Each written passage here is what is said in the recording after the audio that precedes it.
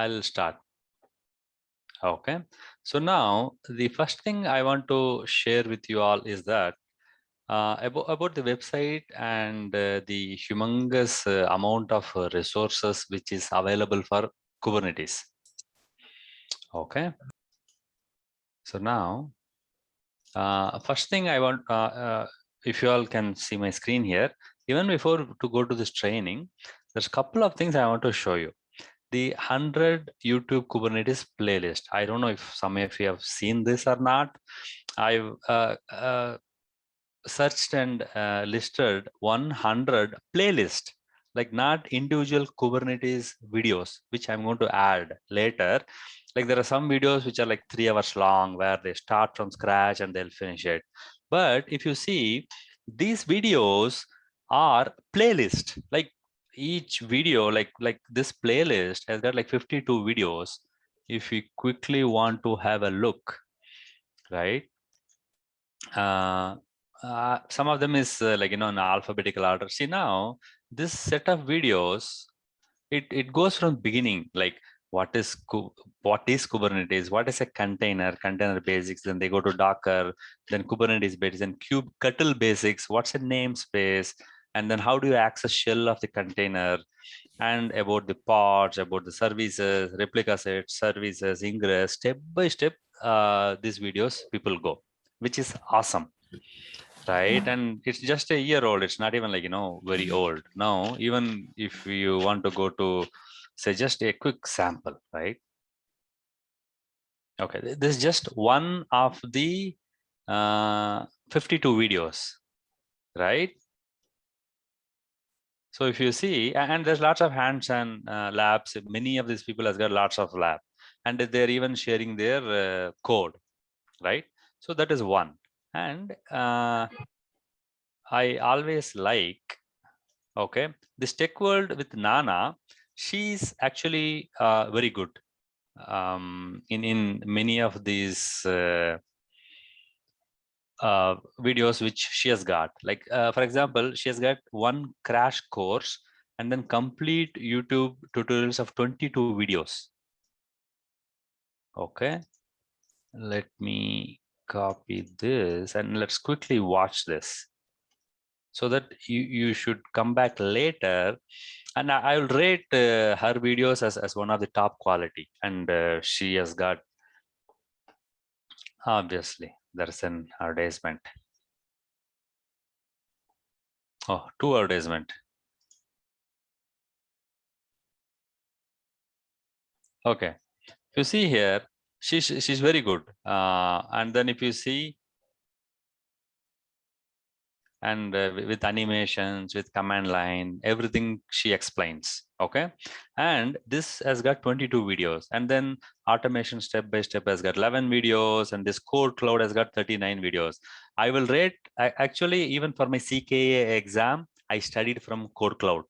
I took my CKA exam like 2 years ago, and I passed. So for that, I took this code cloud exam. I mean, videos. I watched all of these, and I highly recommend this also. Okay, and then if you come here, Kubernetes for the absolute beginners, 39 videos we have.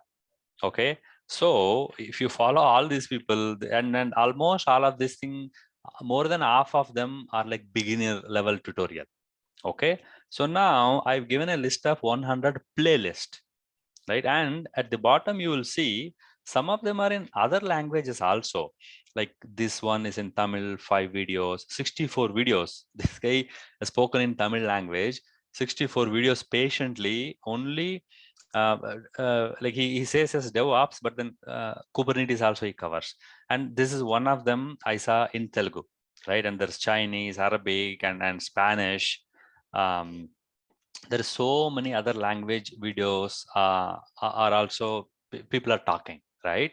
So there is lots of YouTube videos you can go.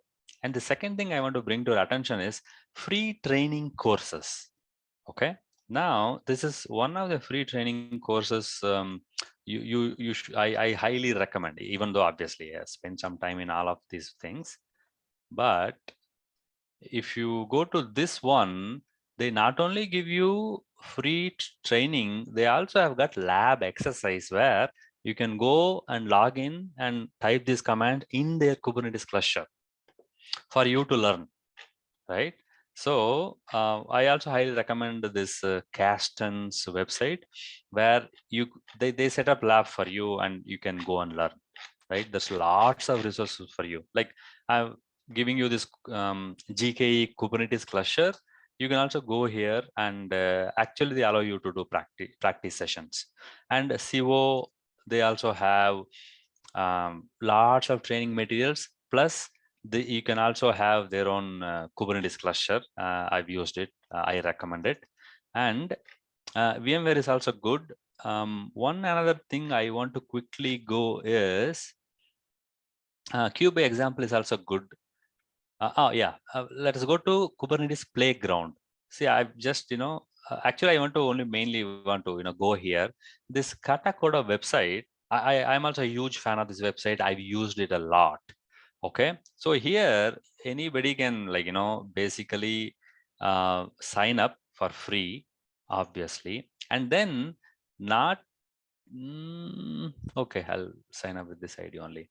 Not only they'll give you exercise, they're also giving you a free environment to run those commands, which is an awesome thing. So I highly recommend it. Okay, maybe it'll take some time, but anyway, Katakoda is very good, and there's Microsoft AKS workshop and lots of resources. And then if you go to Kubernetes books, I just listed 10 of the free uh, Kubernetes related websites. See, obviously there is 20 other books related to Kubernetes, but these are all the free software where you can just go and freely download either with registration or without registration. So there's lots of resources available. If any of you want to master Kubernetes, nobody is going to stop you, right? You can master and there's lots of more resources. I'm going to add more and more of these things.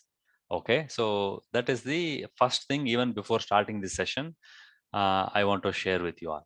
Okay, so before we now what we saw is from the past 6 sessions, we saw what's a pod, how to create one, and then most of you created the from Java code to a container to a pod, and some of them even did a deployment. Yeah. Good morning. Yes. Good morning. Jay, yeah. When I'm just going to access my log, it says permission denied, review your IAM permissions or contact your admin. Okay. Is there? That's where I stuck up yesterday. Oh, is it? Okay, sure. We will troubleshoot it. Let us go into our session now, and at the end, I will assist you to troubleshoot. Sure. Okay. So now, for a second, is my screen stuck or what? I can't control.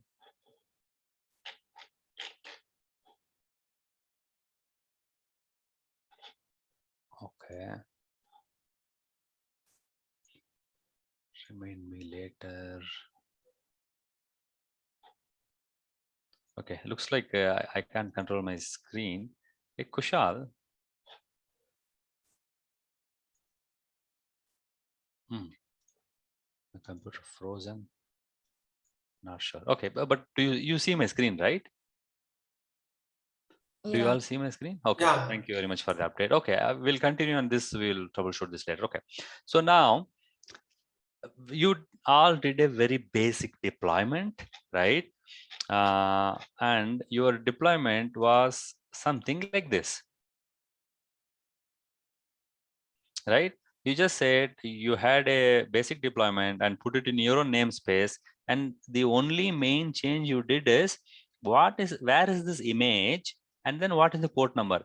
And one more thing also for your information, it has become a convention or a standard that if you don't say image to be anywhere, like in which website it is hosted, it means it is Docker Hub.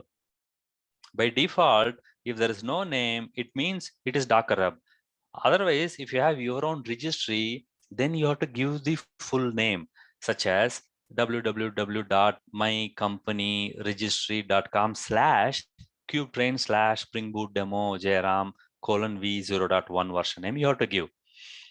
Okay, so that thing you need to know. Okay, so now till now you all know how to do a basic deployment like this, and you also know how to scale up and scale down and how to expose it. Now this is the simplest form of a deployment I want to start, step one. Okay, but today I want to show you what are the 5 more things you can add step by step onto this. We are going to go step by step. Okay, so now fundamentally any deployment will have one replica set and multiple pods. That is so obvious, right? Now, for deep technical reasons, you can't just take a deployment, it will create pod. Any deployment will always create a replica set, which will create multiple pods. There could be one, there could be 10,000, whatever the number. So the reason why you have this concept of replica set coming in the middle, the way how Kubernetes is implemented is because at a given time, there can be only one replica set, because when you want to create a new replica set for a new deployment, then you're bringing another replica set, right? So that's the reason why when Kubernetes, they implemented deployment in Kubernetes, they brought in the concept of replica set, so that you're not changing the parts. Your deployment will change to a new replica set. So that is an architectural decisions they have made. Okay, that's one thing I want to touch upon, because any deployment you see, it'll always create a replica set. And then when you upgrade or make changes to the deployment, it'll create a new replica sets, which will create new pods. That is one thing you should keep in mind.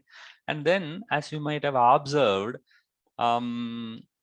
labels are used in Kubernetes just to so that for any deployment pod, we need to have a label, because when you do a deployment or when you do or deploying a services, the services has to select a set of pods, right? That is based on what is the label those pods are having, right? So this you have to keep in mind, that the concept of labels and selectors. Labels are the labels you have to give for a deployment, so that these labels will go to each of the part of those deployment. Okay, so now you have deployed a set of parts with a set of labels, but now you create, let us say you want to create a service and you want to catch those parts. So then in your services, you are going to say, okay, now I have a service, and then service should have a selector which has to match label of whatever your pod has got, right? So I will create a deployment where my label will be application A, application B, or whatever. But then when there is a services, you will say match label. I will have a service A which has to match label application A, right? So that is how your creation side and then connection side works together. So this is a basic understanding you should have, because you might have already seen there are always labels, right? It's always good to it's a mandatory, right? So you should have a label for anything for the deployment, and also to select it and to consume it also, you should have a label selector, or a selector equals match label, where component equals eShop, you can say, or tier equals backend, you can say, or environment equals QA. Like you can have as many labels and you can have as many selectors. So now, as you see in this example, see now I have a deployment in this yellow color of Nginx, and I have another deployment called app equals B, which has got 3 pods, and I have another deployment called where the label is equals app equals C. Now, when I do this deployment label app equals Nginx, and later when I create a service, if I want to access this deployment, there I'm going to say selector app equals Nginx. So if I use this service, then the service, because it's all in Kubernetes, it knows, okay, it has to select only where it has to select the pods where only app equals nginx is there. It should not select app equals B or app equals C. So in a very high level, you should keep in mind, this is why this whole idea of labels and selectors have come into usage in Kubernetes extensively. Okay, so that is a quick concept I want to show you. Okay, now the next concept in deployment you need to understand is resource requests and limits. So now we discussed a deployment is multiple pods. Okay, now this pod, how much CPU memory it should have, right? You should define. Otherwise, if you don't define, like, what if, okay, see, a Kubernetes is a shared cluster. There is like hundreds of applications running, and maybe you can have a dev and a pre-prod and a testing and a production environment, right? So now, if you don't limit the resource usage of your deployment or the pods, then let us say in one Kubernetes cluster, you have a production environment and a development environment running.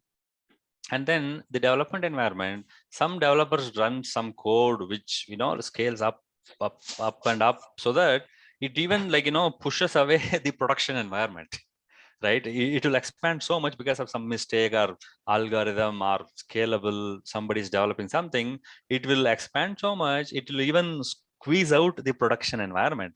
So it is always a good practice to limit the resource requests for each pod, right? This is one of the reasons. Otherwise, it's also a good practice. Okay. So now, in this deployment, the resource request. So initially, and this will be a smaller number request. So what we're saying is, initially, when this pod boots up, we will give, I mean, the Kubernetes has to give it 64 MB and 100 M. M means millicore. One core is one CPU. Like these days, we have multi-core, multi-socket on the motherboards or on a virtual machine. So here we are not even giving one CPU. It is 0.1 CPU, which is 100 millicore, is the request. So we are telling this pod can have 64 MB of RAM and 0.1 CPU, vCPU, like virtual CPU these days, everybody is. And limits equals memory of 512 MB and CPU of 500 millicore.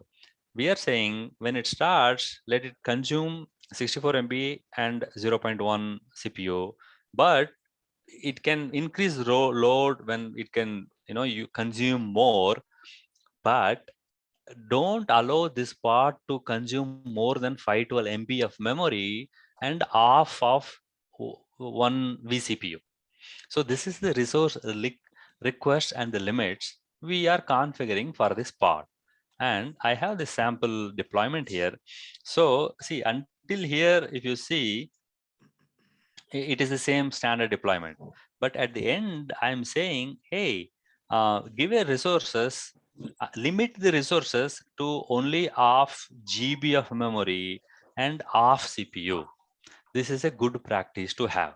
And then, as usual, if you want to deploy, copy this guy, as simple as that. And let us go to our command line shell.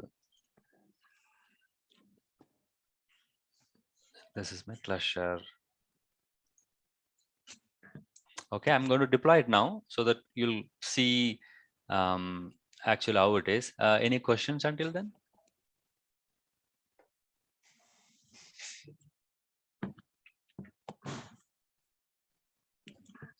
Jay? Yeah. In the real world, Yeah. does it happen that both the dev and the prod will be running in the same Kubernetes cluster? Does it happen like that? Yes. In real world also it can happen. But that is dangerous, right, Jay? I No, mean, if you have those limitations, right? Because see, there are multiple ways you can constrain. The whole point of namespace is there, right? Which you all learned, right? So now kubectl get ns namespaces, right?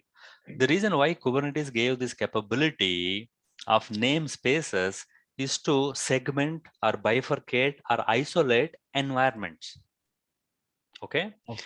When we have a namespace, we can say none of this machine can connect. I mean, none of this machine or parts or deployments in this namespace can connect to Kubernetes block. Okay. Option 1. Option 2, each namespace we can say, hey, the whole of namespace, whatever hell is deployed, don't give it more than 4 vCPU and 10 GB of RAM. That we can say at the namespace level. Okay. Right? At that level we can say. And then at the deployment level also we can configure that. So there's multiple ways how you can isolate the deployment. So you are right. In the Linux world and the Windows world, it is never a good idea to put production and non-prod in the same server, obviously, because actually, at least in my 20 plus years of experience, there's like nearly like a dozen times it has happened. A developer connects to a production database server and it drops it, thinking that it's a thinking that it's a development database. I've seen it. Okay. And then we have to restore from backup and we have to do all those things. Yes, it is always good idea to separate the dev and a pre-prod and a test environment and a load test environment to the production, right? Nobody is denying that. It is not even negotiable. But then the beauty of this Kubernetes cluster is that it gives you choices. But still, obviously, see, you can make a decision in your company. Okay, I'm extremely careful. Mistakes can happen. Let me have 2 Kubernetes cluster, one for non-prod, one for production. You can. Okay. But fortunately, in Kubernetes, you have lots of checks and balances and the way how you can block it, beginning with the namespaces. Correct? Okay. So the choice is yours. If you think, hey, we are all learning, the developers are new, let us not take the risk, let us keep it separately because we don't know how to create or how to configure namespace and all those things. In the initial days, it is okay to have. But then after like a year or two, when everybody is confident, everybody knows, and then even your build and deployments happens through a CI/CD pipeline. And then if you all know how to create a namespace and how to give constraints to the namespace, then you can theoretically have one large Kubernetes cluster and take 10 namespaces, like one for dev and pre-prod and prod and then production. And also you can say namespaces such as team A, team B, team C, like that. Also you can segment and isolate one large Kubernetes cluster. So there's a choice. Okay. Yes, you are right. We should always isolate production and non-prod environment. No doubt about it. But Kubernetes by default gives, but there's a choice. See, nobody's stopping you from creating 2 Kubernetes cluster and give all developer access to a dev environment, and the production environment is tightly controlled. Right? So, that choice is there. Chris, Jay, one more question. So let's say for argument's sake, there are 2 different namespaces in the same cluster. Okay. In the same cluster, there are 2 different namespaces, and I have a deployment. I deployed my app to multiple pods, and I've created some services as well. Right. So can a service from namespace 1 or namespace A, can it talk to a pod in namespace B? For sure, unless you block it. Okay. See, okay. In namespace network connection also, there is a default denial. One namespace should not speak to another namespace by default. Okay. So you can configure that if you want. Okay. Again, the point is you can block whatever way you want. And obviously you can allow also. You are whoever is the Kubernetes administrator, they got all the choices. But then Kubernetes per se gives you this capability to completely isolate a namespace. The whole idea of having a namespace is for isolation only, and it can be tightly, controlled and isolated. That's the point I'm going to stress here. You can. Okay, you can say a pod in this namespace should never connect to this pod. a pod in the namespace of the dev environment or a testing environment or a load testing environment should never connect to a production pod or a deployment or a service that you can do. Okay. Okay. Okay. Yeah, I mean, that's the whole idea. They created namespace. Otherwise, they could have one cluster, anybody do deploy and all those things, right? The whole purpose of having namespace is isolation, tight isolation, compartmentalized deployments, and whatever you wanted. Okay. Okay. Thank you. Any other question?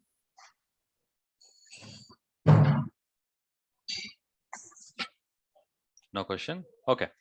Let me copy this, and then, like some of you, let me make it simpler and beautiful here. So I'm going to, as you have seen the deployment here, now I'm going to do a deployment where I'm limiting the resources to this one. Okay, so now let me create a file, new file, say limits.yaml. The file name can be anything, by the way. Okay, I'm here, kubectl get namespace. I just want to see Jairam namespace is there. Jairam is there, and that is the namespace I'm going to deploy. Now, kubectl apply -f limits.yaml. Oh no, one more thing also I want to show you. Kubectl get pods -m Jairam. I want to see what is there. Okay, there is one pod running. I don't know for whenever I create it. Okay, it can stay. Kubectl apply -f limits. Okay, so this deployment will be done now. Now, if you go to get pods, you will see those two pods will be created because my replicas is 2. Okay, and I have set up these limits also.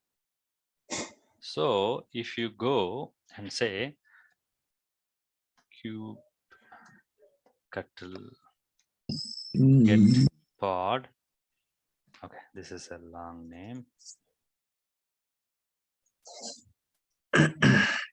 Oh, I can see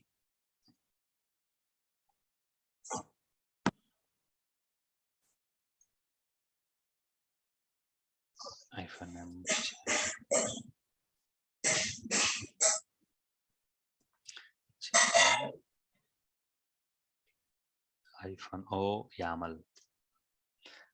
Okay, so if I see here, it gives me the output or more details of that particular pod. Now you see here the resources of this pod is and the request are set up. Okay, so it is always a good practice because we don't know what can go wrong. So always it's a good practice to keep this. Okay, so that's what I want to quickly show to you all. Okay, now let us continue our journey. So Jay, yeah, the any limitation is there? Any formula is there that request and limit? this is a good question. Yeah, very good question. Okay, so now that okay, the simple answer is it is not science, it is art. Because each application is different. One is a PHP application, one is Python application, something is Java or whatever, right? Now, how will I know? How should I limit whether it is 512 MB? Should I give 4 GB, 8 GB? So that is an art. So now you will deploy it. Initially, you will start with 512 MB and half a millicore, and then you will have 3 parts, and then you'll put some load and see how it grows or it doesn't use. Then based on that, you'll keep on fine tuning the limits.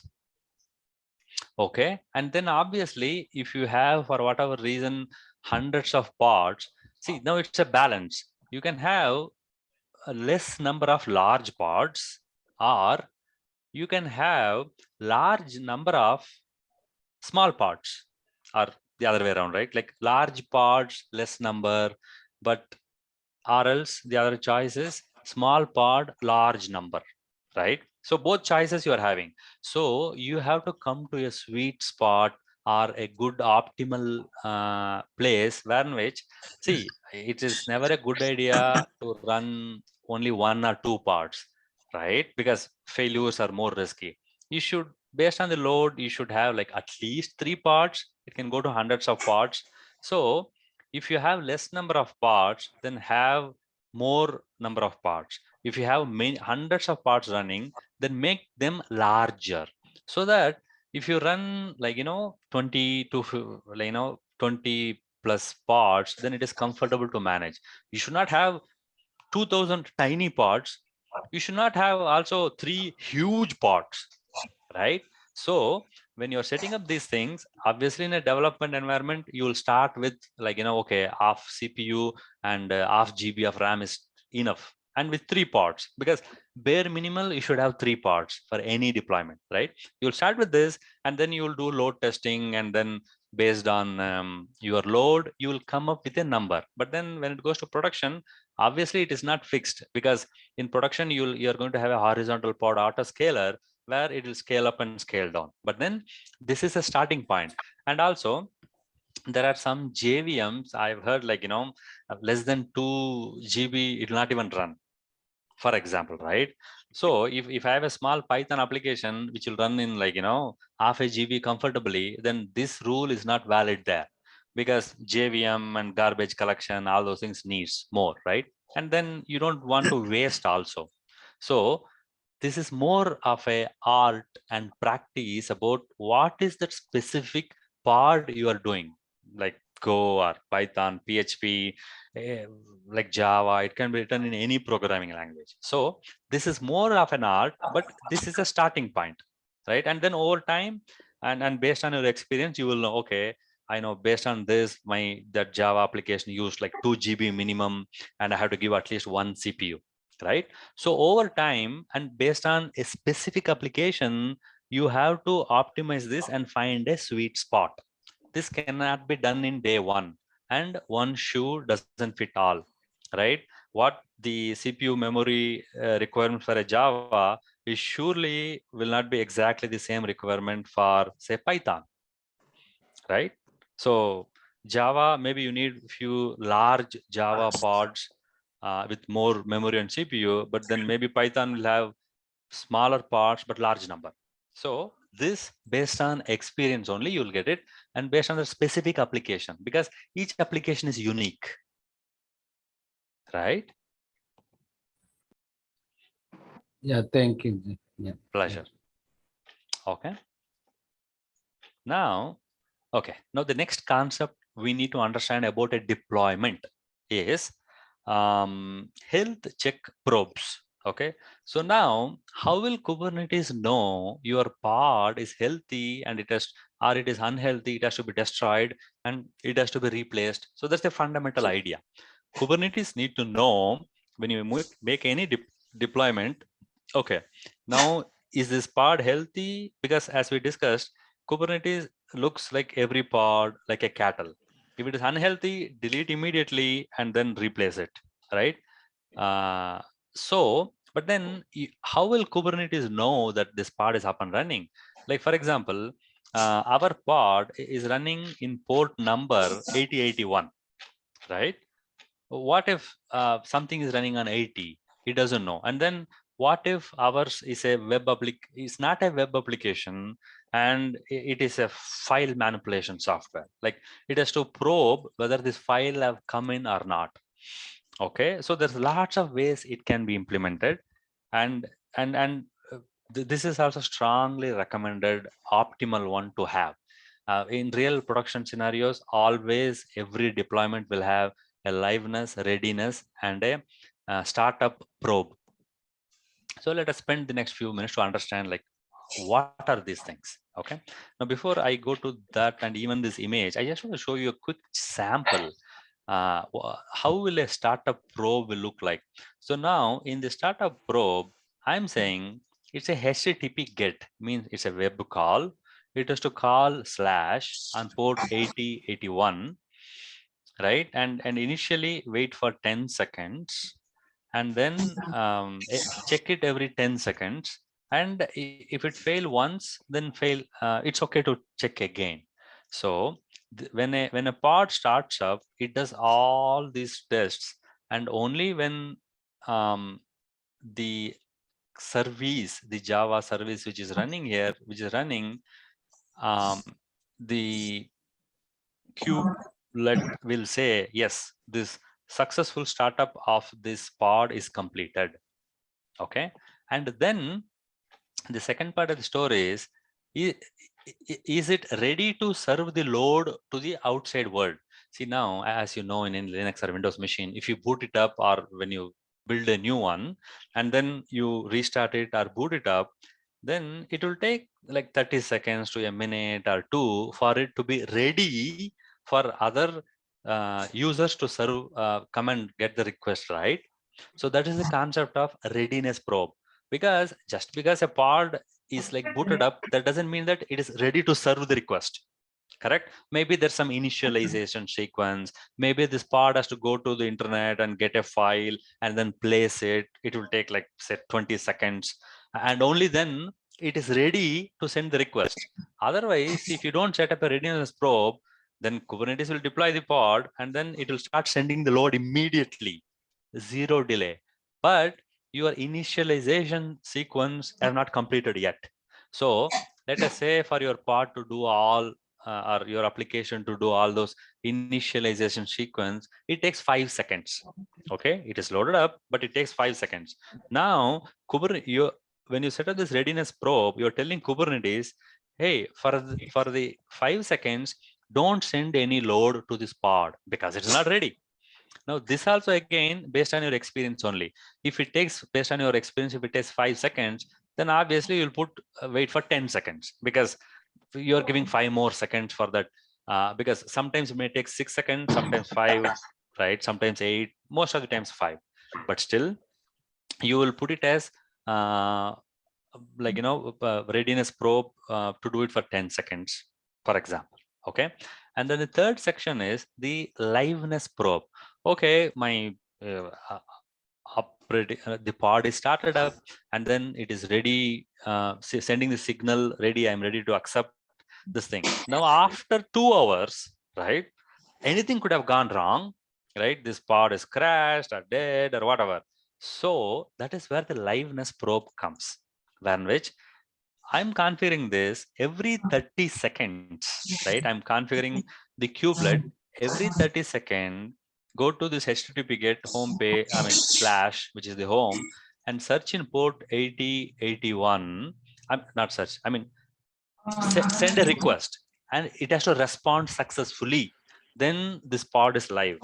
So every 30 seconds, Kubernetes will send a probing request for this pod to know whether the process, the Java web application is running fine and healthy or not. Like say after 1 hour, for whatever reason, it sends this request and there is no response. Then the kubelet will kill this pod because it thinks this is not healthy and it will replace with a new pod. Okay, see all these complexities happening here, which are all default capabilities of Kubernetes. In the old world, if somebody sets this up, then you have to write scripts and all those configurations and code, and then you have to think how it can go wrong and all those things. But in this Kubernetes world, all these are default capabilities. You should only enter those fine-tuned values so that your application, Kubernetes knows, okay, this pod is healthy or not, should I keep it or destroy it, right? So all those details you need to learn. It's an abstraction and it is a good practice. In the old world, I know 20 years of Linux administration, many times it happens, we don't even know this application is up or down or restarted or frozen or whatever. Some user will call, sir, the website is down from like 4 hours.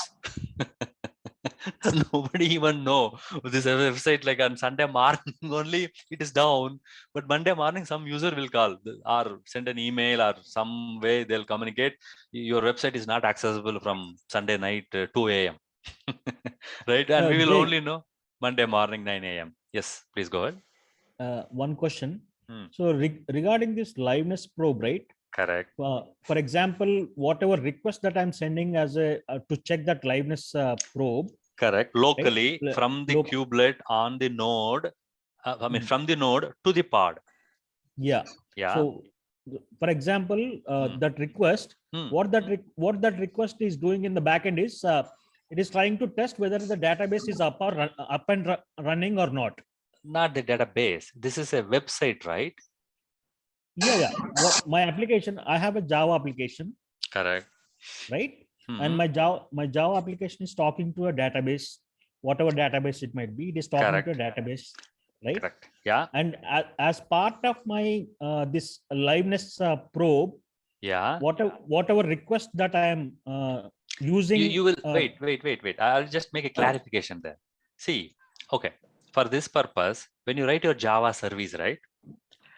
Generally, it's a best practice to have a health check for your Java service, generally under /health.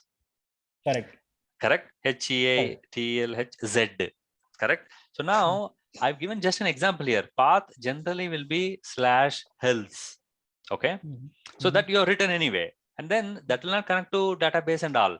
It is only whether this process is running and doing some local testing. Even if the database is down, this pod or the Java service is not down. It is still healthy. Correct. So let us not mix the database yet. I mean, what I'm trying to understand is, so this Kubernetes cluster is so intelligent that it checks for its liveness. And if something is wrong, it will destroy it. It will restart it destroy or whatever. It will recreate another one. Correct. But how do we know for sure that by killing this and creating another one, the problem the other unhealthy pod was having, why it will not have that problem in the new pod? Correct. That is a valid question. Correct. But that is the reason. Okay, see, when you're deployed, that will actually come in the next concept. But let us quickly deviate for a minute.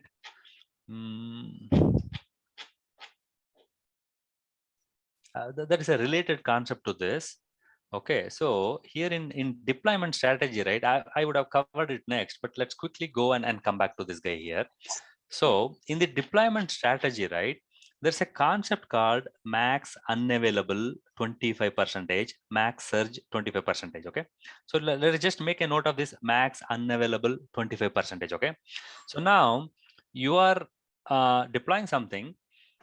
So you have 4 pods, and then it will add a pod. You're upgrading it. It'll add a pod, and if it is healthy only, it will continue to destroy it. If it is unhealthy, it will not even proceed. Okay, so that one concept you need to understand.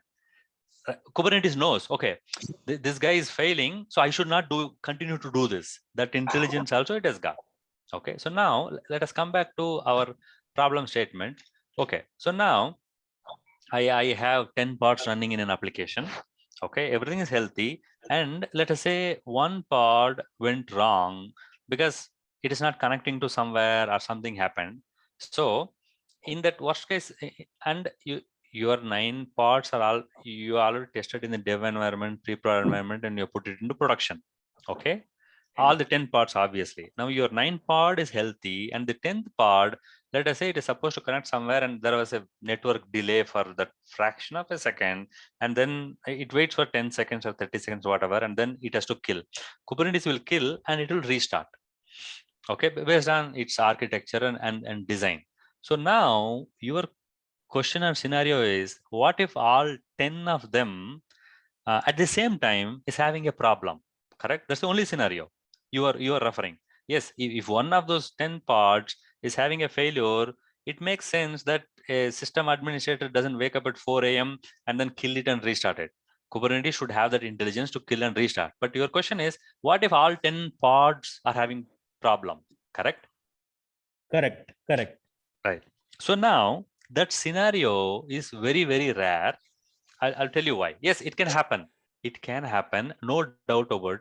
But that scenario is very, very rare. And because you tested this because it's a container binary, nothing can change. Whatever the developer has created the Docker container, this is idempotent. Like it is unchangeable, right? It's a binary. It's an instruction set. Nobody has tampered with it. Like nobody can even edit it. It is the same binary, so it is running. Now, for this same binary, which was working fine at 4 a.m., for it to go mad at 9 a.m., it is not possible. Correct? So from the binary level, but then if this guy cannot connect to a server to fetch some file, and then if you are written some service to do that, then it is a risk, right? So the point I'm trying to make here is, for a running binary to go mad, the chances are very, very tiny. Okay, but yes, it can happen. In that case, Kubernetes has got its own checks, where in which if you're deploying, it will stop deployment in the middle of deployment, and then it will not proceed itself. To give you an example, so let us assume you are upgrading a version of container to version 2 from 1, and then version 2 is having a problem that it cannot run, it is dying. When Kubernetes sees that, it will not even allow you to upgrade. Like, even if a developer intentionally want to upgrade, let us say I've got 10 healthy pods, and then I'm upgrading to a wrong version, Kubernetes will add that 11th pod and then try to bring it, and if it has got a problem, it will not even allow to kill the other 9 pods and go up. Okay, so you are saved. Kubernetes has got that check. It will not allow any unhealthy pod to be added or to be upgraded. Okay, so your scenario can happen 1 in a million, okay, 1 in 1,000 possibility, but that's a very, very rare. This is like some user having a RMF and RF access to his folder or her folder. She can delete it. It's like that, right? But then the thing is that let's just for the sake of simplicity, right? Yeah. I have a Spring Boot application. I have deployed it in the Kubernetes cluster. Initially, everything was hunky dory and everything was running smooth. Correct. Right? Suddenly, my database went down. Correct. Your database only went down. Went down. Okay. Yes, it can happen. So, and because of, to give you an actual scenario, like today morning, 12 hours ago, our NFS failed.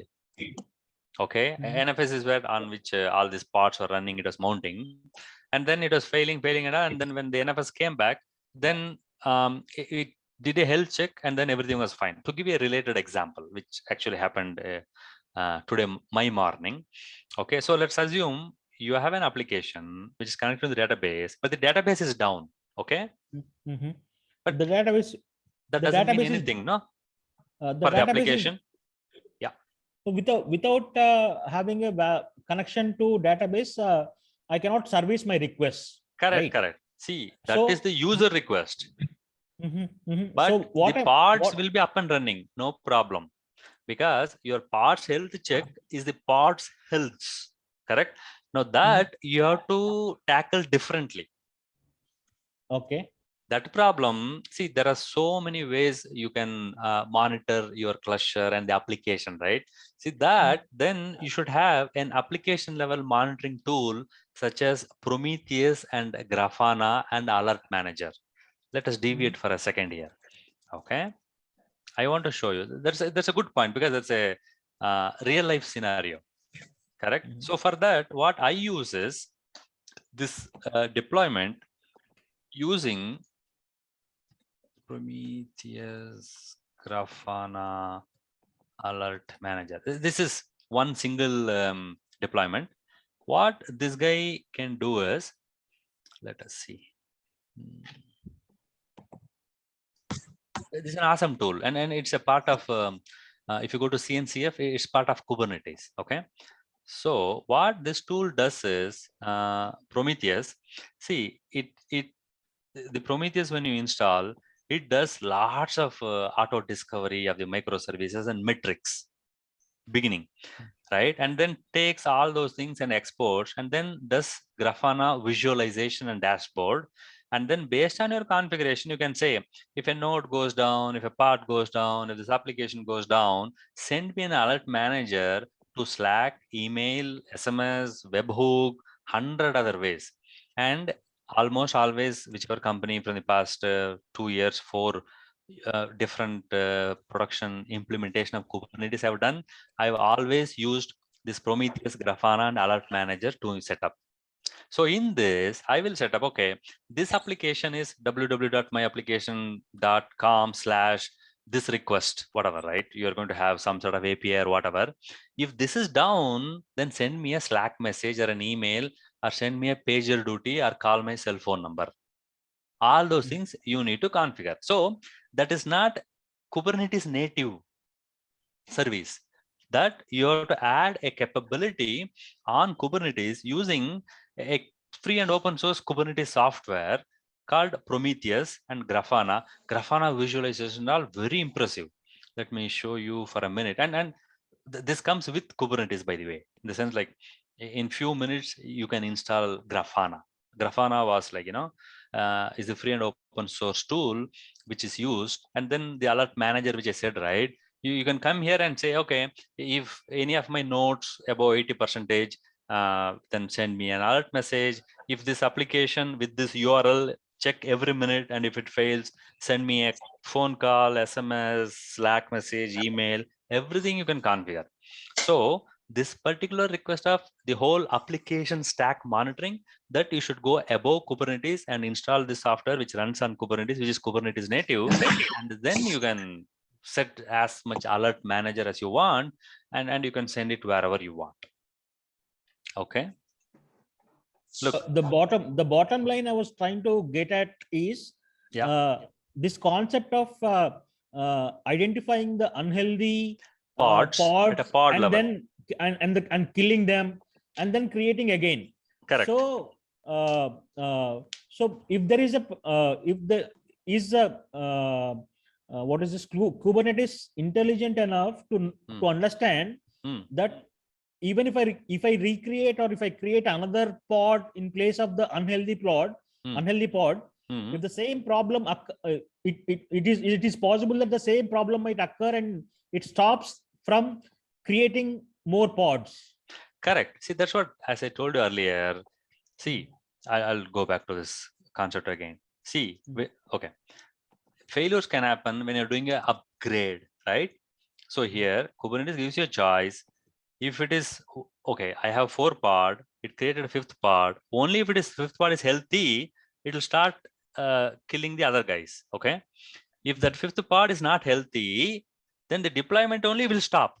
That intelligence Kubernetes has got, because it knows, hey, look, this pod I created, I'm supposed to replace, but then this guy is not coming live. This guy is not healthy. It has got the intelligence. But then if all the 5 parts, let us say you coded all the like a liveness probe, which depends on, say, ping google.com is your liveness probe, something like that. Okay, now if Google goes down, all of your pod will go down, because that is what you wanted. Correct. So you should, and then obviously we expect Google to never go down. So if your health check is dependent on something which fails, then this also will fail, right? So that you should only take care. That scenario, see, Kubernetes gives you checks and balances and capabilities, but it doesn't give you everything, right? If you code, my health check is dependent on something, and if that thing fails, then your whole, all of the part will fail. Correct. And see, okay, even I'll give you another scenario. Now, this case, let us say your say a file is supposed to be present in some place, but then it is not present in the operating system, right? Now, unless you code it, Kubernetes will not know. Correct. So even that coding, only you are doing a web check. Actually, this health check, you can do it at least 3 ways. Like you can check a file, run a script, and then check a web service if it's a web service, right? So here also, you have to responsibly do what is right. Here also, you can do mistakes, right? As I said, you can check Google. Google is always up, but Google is down. All my parts are down. So you should carefully and correctly choose whatever these capabilities it provides. Okay, is what I can say. But these are all the checks and balances it provides. Okay. Okay. Sure. Okay. So this is what you should have, so that Kubernetes will know, and you need not wake up on Sunday morning 4 a.m. if something goes wrong in one of the pods. Kubernetes will kill and recreate it. That's what it does at the best. Okay. So now let us get into some of the nitty gritty of this one. Okay. So now when the pod starts, it does the startup probes. Okay. Because it will give some time. Okay. Let us wait for whatever. See, if you go to the startup probe here, I'm saying initial delay 10 seconds. Okay. Because I believe based on my previous experience, it takes like 5 seconds. Let us give some buffer. Let us give 10 seconds. So until 10 seconds, don't even do any probes for the startup. Okay. And then even if it fails once, it is okay. See, generally we'll give failure threshold as only 1. So in 10 seconds, after 10 seconds, it will check this. If everything is good, good. If it's not coming up, it will kill and recreate. But you can say, no, it is just a startup. Maybe first time my application might fail. Let me give it one more chance. And you can say 2. But generally it is 1. But here, just to explain this, I put a number 2, for example. Okay. So now part starts, then startup probe runs. And only if it is successful, then it will continue to run the readiness probe. Only when the readiness probe is successful, the pod will receive traffic. Even if the readiness probe is not ready, then traffic will not be sent to this pod. That's all. Kubernetes will not kill it. Unlike this scenario, Kubernetes knows. I mean, the whole point of having readiness probe is should the user request should be sent to pod or not? Like, is it ready or not to accept the traffic? So that it will decide. And then liveness probe is what going to continuously happen. And if the liveness probe fails, let's say after 2 hours, it checks once, twice, or thrice, or whatever number of times you want to configure it. And if it fails, then it will destroy it. Pod will be stopped and destroyed. And because there's less number of one less pod now, Kubernetes knows, okay, I have to restart one more, or I have to add one more, and it will add, which is not a good scenario. But then it is better to have it is better to create a new pod rather than keeping a unhealthy pod, which the developer only decided initially. Correct? The developer decided, okay, my pod, I'm defining it will be healthy if it goes to /health or /check health, and it responds, it gets a 200 response, only then it is healthy. Otherwise, it is not healthy. This is as defined by the developer initially. Now, if that is not happening, it is better for Kubernetes to kill it and restart it because something has gone wrong, right? So this is, so all these complex things Kubernetes have thought through and solved all the problem. Now it is only giving us choice. Okay, developer, please have some sort of health check, and then either developer or the operation people who are going to create this deployment file, you need to have a liveness probe and a startup probe and a readiness probe.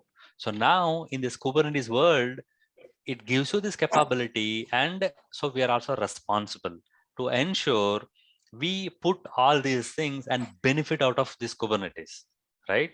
But obviously, this might not solve the application health, for which obviously we are going to implement something like Prometheus, which will pull metrics and connect to the application the way you want it, and it will discover any new deployed, and then it will send data for the visualization, and it will also send alerts. So that capability, almost always every Kubernetes cluster people will add, because each company's Kubernetes cluster, how it has to be monitored, what is utilization, how it has to be alerted is going to be unique. So you will install this Prometheus, and just let me deviate for us, and then this Grafana and the alert manager. Now let me go to the most favorite website here.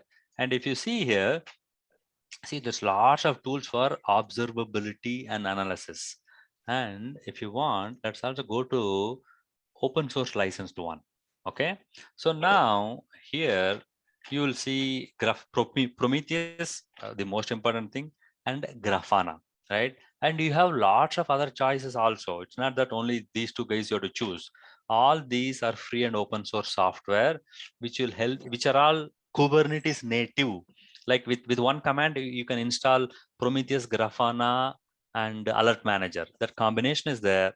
And this Pixie is also awesome. There is so many and tools you have for your observability management, right? These are all free and open source and Kubernetes native. Like with one command, you can deploy it, right? So this is observability analysis using Prometheus and Grafana and stuff.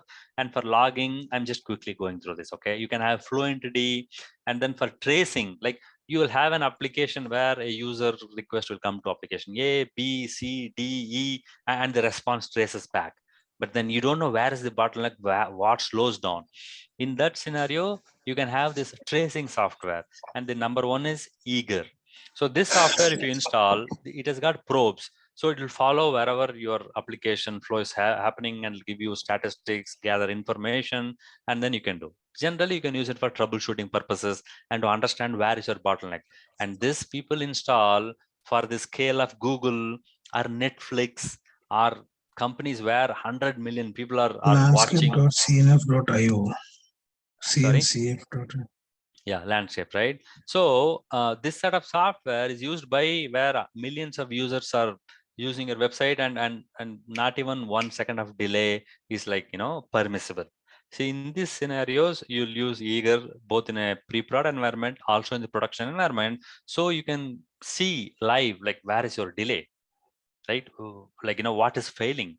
All those things you will configure and install. So even though we are learning about Kubernetes, after installing Kubernetes, you have to install many more of these tools here. Like you will surely install a monitoring tool. You will surely install a logging tool. Generally, it is Fluentd, and optionally, if the scale is large, surely you'll install tracing.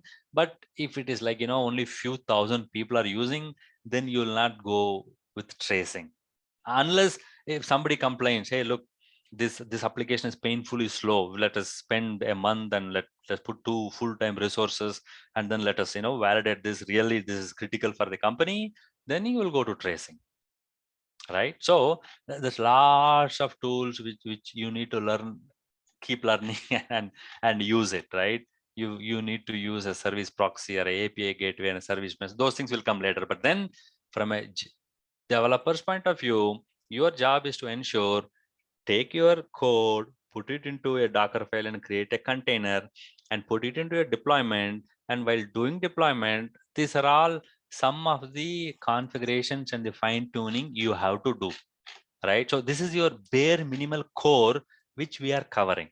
But then there's lots of things you need to learn. Okay. Ajay. Yeah. Hey, so I'm in the last step of that creating the service and what do you call, forwarding it to port 8081. Okay. So kubectl port forward, I have executed that command. It is saying forwarding from 127.0180 to 8081. But after that, it is not moving forward. It is just stuck there, and I am even not able to see the local host on my local browser. So what did I do anything wrong? I'm just wondering. Okay, I am Zoom recording. Okay, so now any questions you have about what I'm covering, please stop me. Feel free to stop me. Okay, so now if you want, let us go to deploy. Okay, I just want to close all these unnecessary things. Okay, let us continue our learning part today. So some of the definitions, see, initial delay seconds. As we said, for the part to come up and to initialize, maybe it will take like 1 second, or even like it can happen in a millisecond also, or sometimes it may take up to 3 seconds, 5 seconds that you can have. And period in seconds, like how often to perform the probe. Default is 10 seconds, the minimum is 1, right? See, now you are having this period seconds here, right?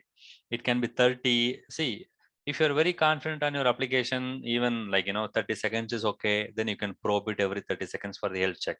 But if you're not sure about how it is going to behave, then you can put 10 seconds, which is the default, right? So that choice you are having. And timeout, a number of seconds after which the probe times out.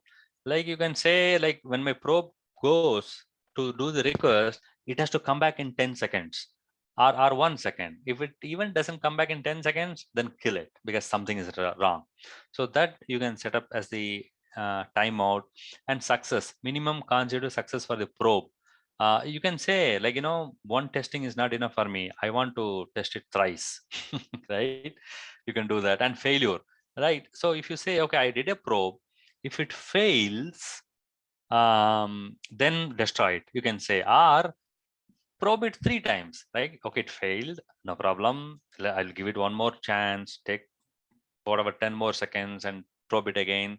If it fails, okay, I'll give you one last chance, right? So you can give 3 chances even for the sake of failure. Just because once it fails doesn't mean, like, destroy and restart. So you have all these fine-tuning configurations for your setting up of the probes. Okay, and this is the image, and if you see here, I have this deployment here, and you can let us copy, and if you want, I will run it for you.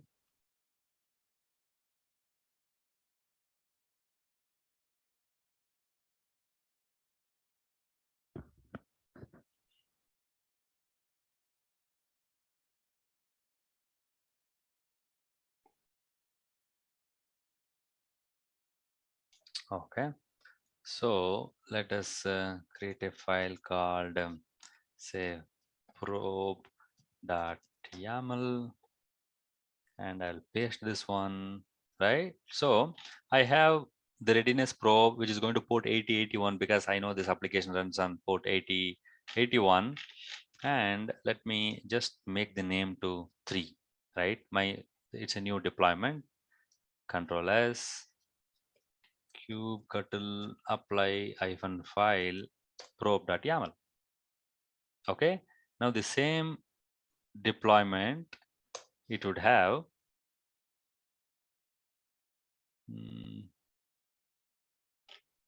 my Java deployment is the deployment. It's in this namespace. 3. Okay, it is here, right? I had my Java deployment 3. You know what? I should have some better name. Probe. Control S. Do the same thing.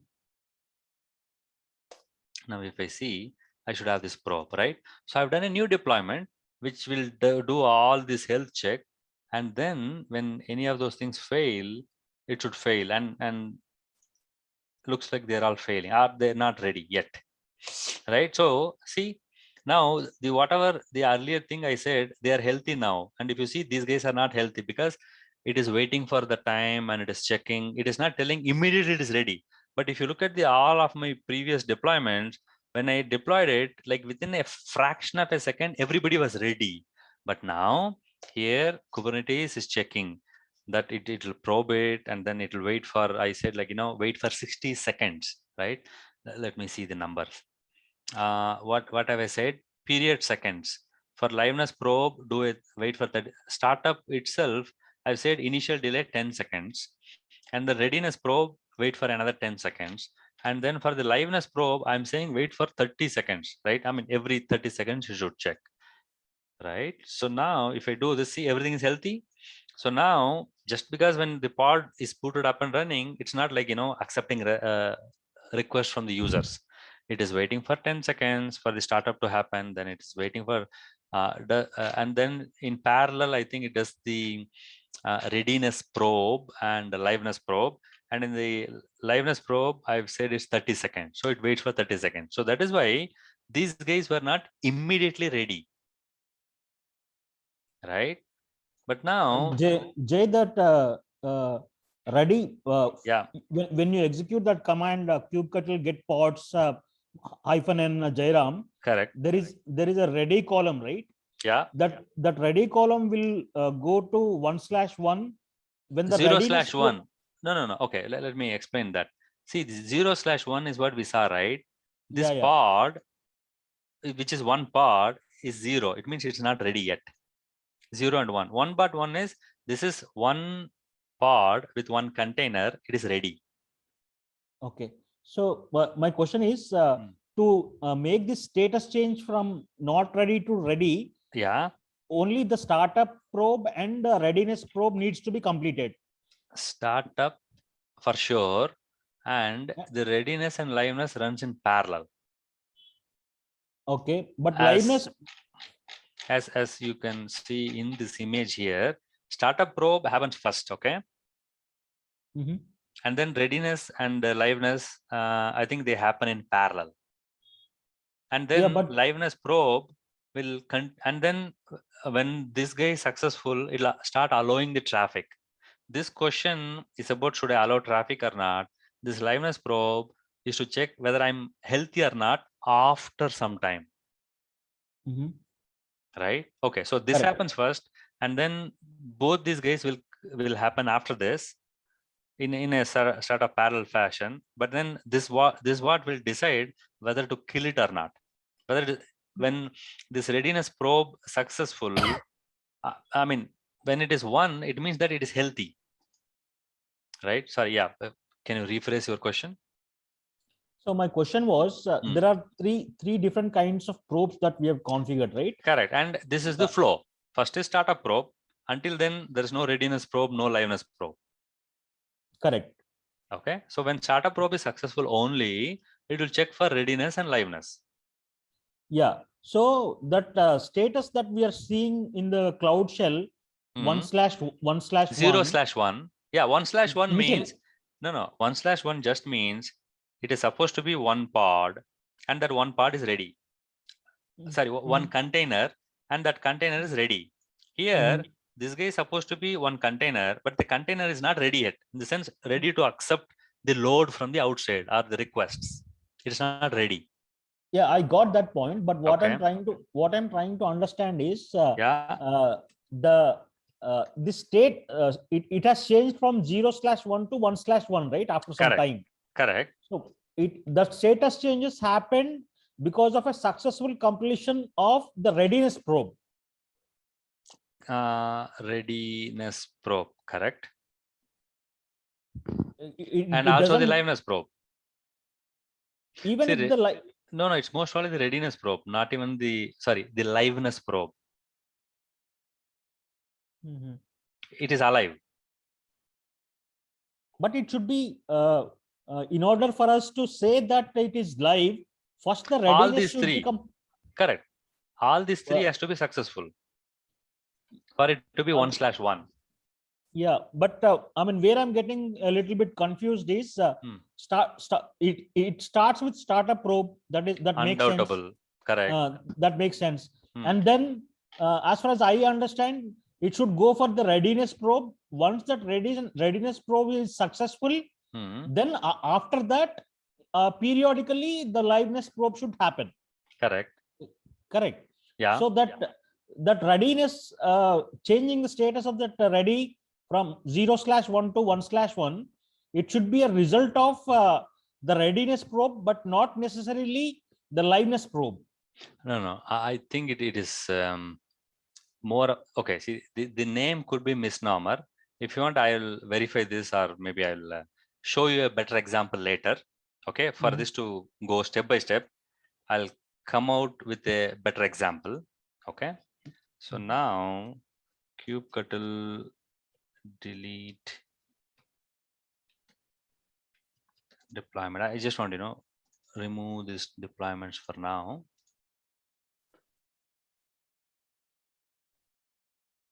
Okay, I'll come up with a better example or an exercise for you, yeah, later. Okay. But sure. I got your question. You want a better clarity how this works, but then I need to prove it. Deleted.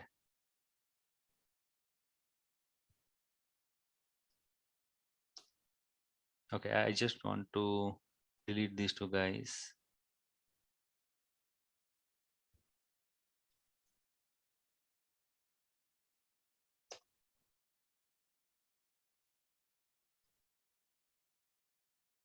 My Java deployment. Maybe you have to give the namespace. Yeah. 1 second. Deployment slash row -m Jairam.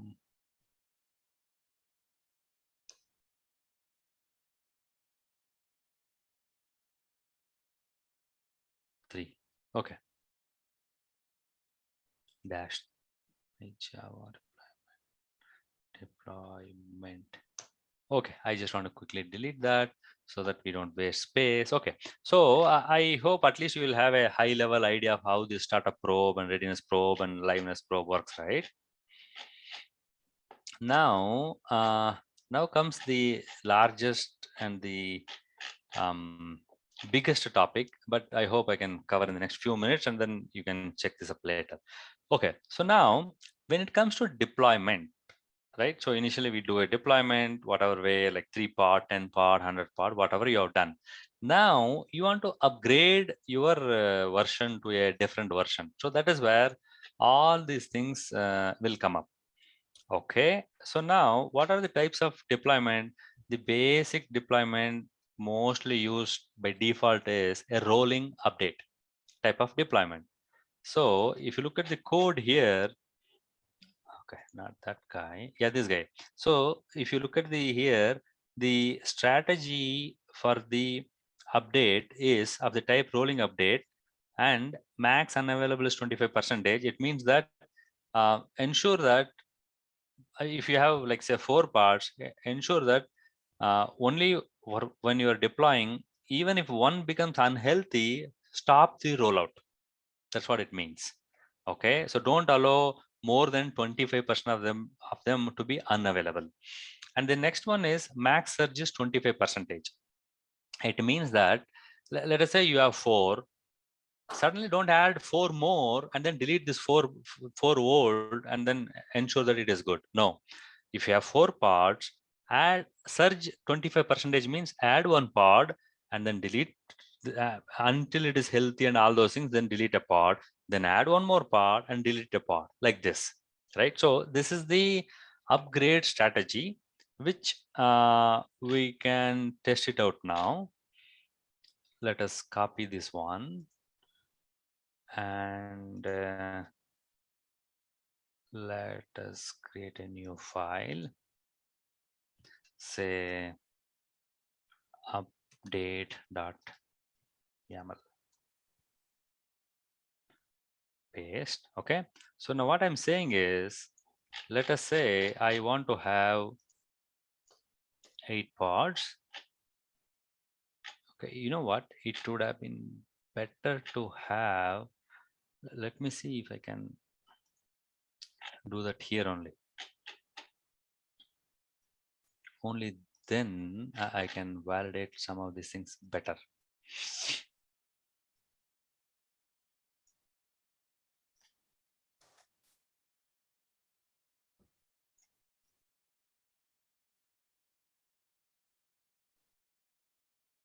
So I have this probe.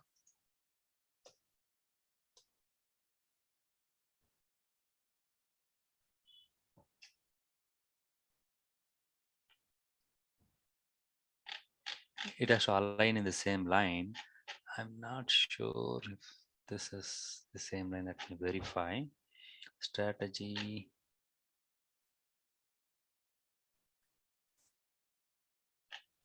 Okay, rolling update 25% and 25%, and let me see if we can have 10 replicas probe, and I'm going to say upgrade.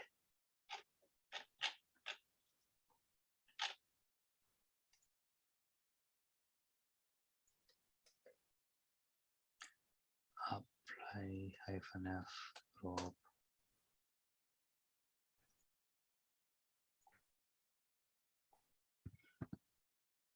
Okay, deployment created. Kubectl get deployment here, 0 of 10. Okay, so none of them are ready because I'm saying wait for the initial 10 seconds and then wait for the next 30 seconds also, right? Get deployment let us do this, or the better would be to get parts.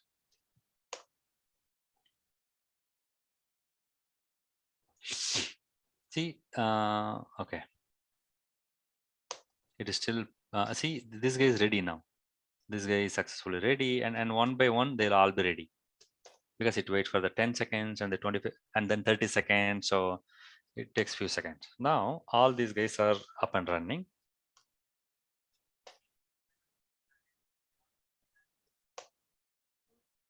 Sorry, not yet.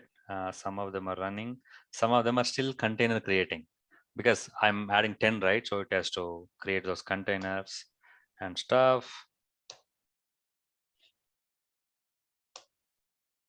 Okay, it is running. It means if you look at our image, it is running, so it means startup is done, but then it is not ready, right? Because I think it is running the readiness probe yet. Oh, is it because I don't have sufficient capacity? Because I had only 3 nodes, right? You know what, in that case, let me decrease. I might not have this much capability. Let me go with 3.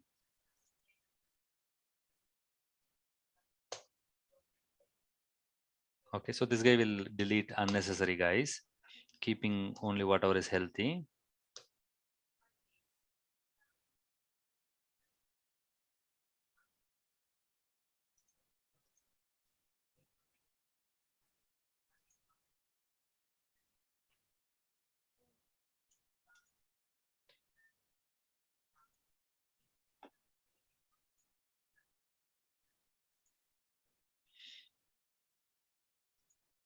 Hey, I'm going to delete some of your deployments, okay? Because I need some space here. You can do it later.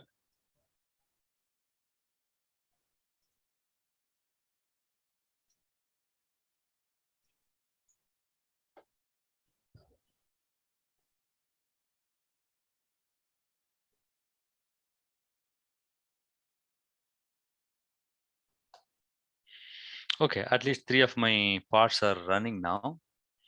Let me see if I have more capability.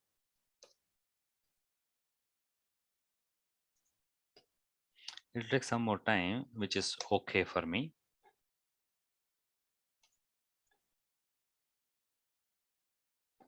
What happened to this guy?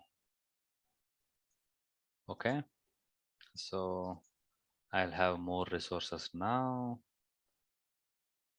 Oh, look, I don't have minimum availability, so I don't have the capacity. It is because I filled up all the nodes. I think initially I had only 3,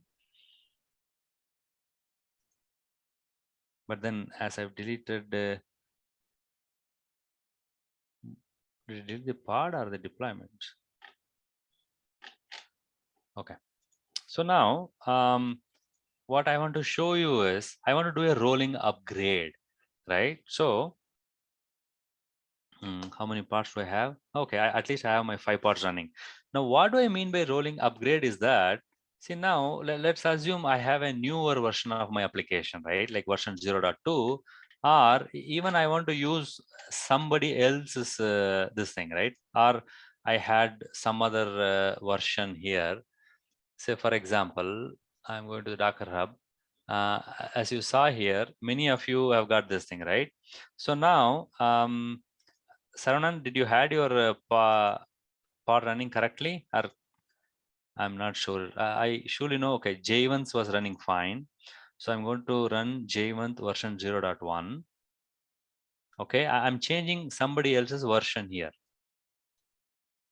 Okay. Oh, sorry. This is not what I'm supposed to drag, but this. Okay. So now I want to upgrade with J1. Is this the correct spelling?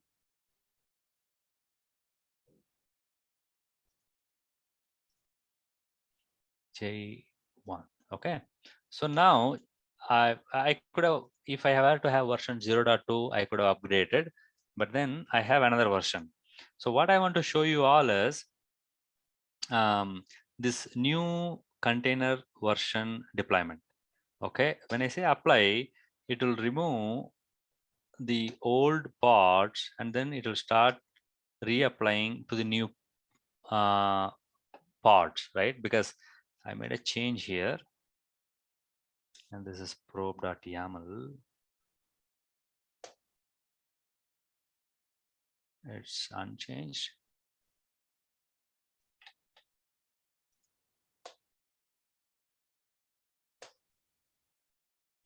Right, so it'll based on this rolling fashion. 1 second, why can't I reload this one? Okay, hey, it's what, 9:30 there? Yes. Oh, it's already 2 hours over. Oh my God, time flies. Okay, I think it's better we stop here now and then we'll continue tomorrow. Is there any other questions?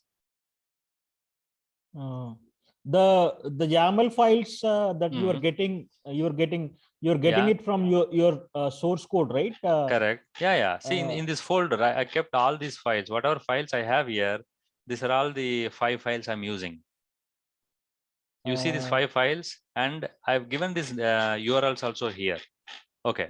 So if you come to this page here, the first URL is this guy. Basic Java deployment. It has got the deployment. And the second URL, the deployment with resources. Okay. That contains with resources. Okay. And if you come down, this is the deployment probes. Okay. This contains all these probes, which this is where I copied pasted also, if you have seen, right? Yeah. So each one of them I copy pasted from here only. Okay. Right. So, and I've got here rolling update and all those details. So in this page only I've given the links. Please follow these links. And if you don't have any questions, we can meet tomorrow. Okay. Okay. Any questions? Thank you, Jay. Jay, this is Durga. It's already late for you as well. And correct. We can do it tomorrow then. Okay, sure, no problem. Okay.